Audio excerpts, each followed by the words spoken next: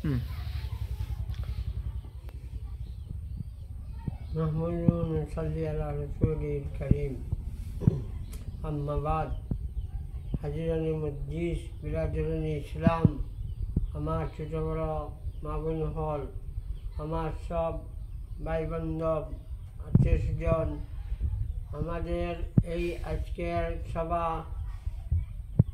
আজকের সভা নবীজির মজলিস হযরত মুহাম্মদ মুস্তাফা সাল্লাল্লাহু আলাইহি সাল্লামের উম্মত জানিয়া আজকের সভায় আমরা সব অবগত মজলিসের মধ্যে বসার চেষ্টা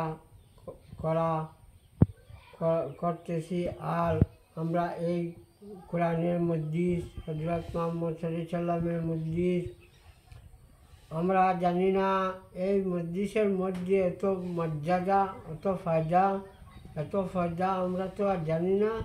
কোরআনে কারিমের মধ্যে ইরশাদ করতেছেন যে আমাদের কোরআন শরীফের মধ্যে এত বড় মর্যাদা দিয়েছেন আল্লাহ রাব্বুল আলামিন।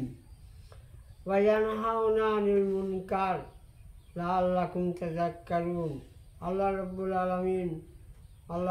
আলামিন কোরআনে কারিমের মধ্যে বলেছেন যে মানুষ নাকি আমরা আল্লাহর দাওয়াত নিয়ে যাই, ভালো কাজে মনস্ক হয়ে যাই, ভালো কাজে মানুষকে দাওয়াত দেই, কোরআনের দাওয়াত দেই, ইসলামের দাওয়াত দেই।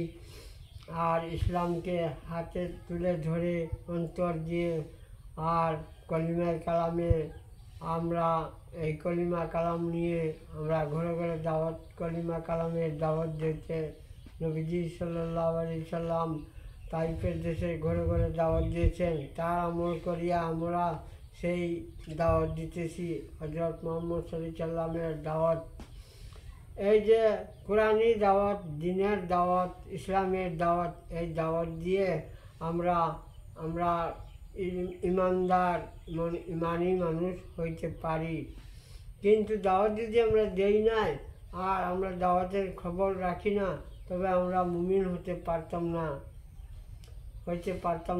হযরত মুহাম্মদ সাল্লাল্লাহু আলাইহি সাল্লামে আল্লাহ রাব্বুল আলামিন কোরআনে কারিম দিয়া বলেছেন যে মানুষ নাকি কোরআনের দাওয়াত দিবে আর কোরআনকে মানবে এবং কোরআনই আমল করিয়া যাবে, তারা সবচেয়ে উত্তম মানুষ।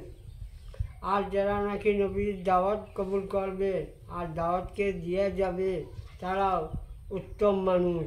আমরা খায়রু মা তাআল্লামাল কুরআন আল্লামাহু, আমরা সর্বশ্রেষ্ঠ নবীর উম্মত আর নবীজির উম্মত আমরা আশরাফুল মখলুকাত 1,24,000 আশরাফুল মখলুকাত আল্লাহ রাব্বুল আলামিন সৃষ্টি করেছেন সবের দাওয়াত এবং দ্বীনের দাওয়াত। আর আমরা খায়রু উম্মাতান উখরিজাত মিনান নাস, নবীজির আমরা সর্বশ্রেষ্ঠ উম্মত বলে দাবি করে বলতেছি যে আমরা নবীজির সর্বশ্রেষ্ঠ উম্মত। নবীজি আর যতই নবী আসেন, কোনো নবী আর হযরত মুহাম্মদ সাল্লাল্লাহু আলাইহি সাল্লামের পূর্বে আর কোনো নবী আসেন নাই। হযরত মুহাম্মদ সাল্লাল্লাহু আলাইহি সাল্লাম আমাদের আখেরি নবী।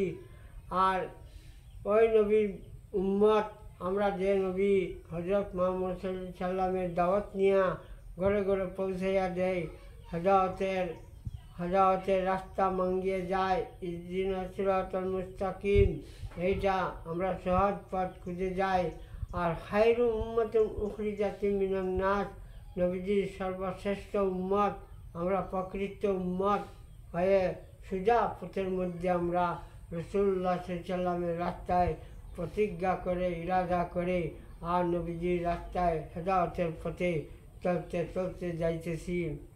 এবং নিমানের দাওয়াত ঘরে ঘরে পৌঁছাইয়া নবীজি তাইফের দেশে এবং যাইতেন, ঘরে ঘরে শামের মুলুক দাওয়াত দিতেন, হিজরায় দাওয়াত দিতেন, গাড়ে হেরায় দাওয়াত দিতেন, আশায় মদিনায় দাওয়াত দিতেন। নবীজি দাওয়াত দিতে একদিন তাইফের দেশের মধ্যে হযরত মুহাম্মদ মুস্তাফা সাল্লাল্লাহু আলাইহি সাল্লামকে এবং কাফিরগণ ইহুদিগণ নবীজিকে খবর পাইয়া ডেইলি দাওয়াত দিতেন 4টা পর তোমাদের দাওয়াত আপনারা হেদায়েতের দাওয়াত নিয়ে আসেছি, তোমরা মসজিদের মধ্যে আসো, দাওয়াত কবুল করো।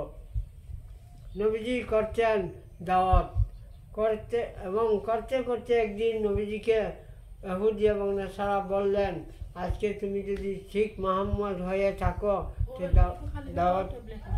দাওয়াত কবুল করব, আর যদি দাওয়াত